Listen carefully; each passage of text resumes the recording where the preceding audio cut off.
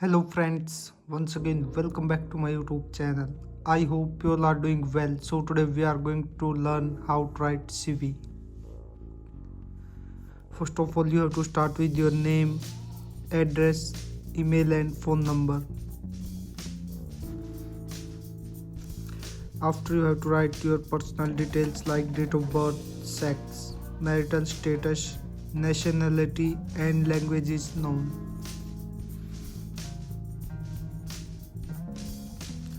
After personal details, you have to write about your career objective, like to be a part of a reputed organization where I can utilize my skills and talents to contribute effectively and grow professionally.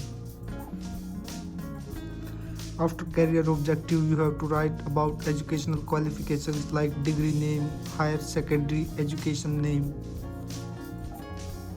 Strengths like punctuality, hardworking, quick learner. Hobbies like listening to music, playing outdoor games, reading books. At last, you have to write declaration like I declare that the above information is true to the best of my knowledge. Thanks for watching my video. Please like, share and subscribe. Thank you.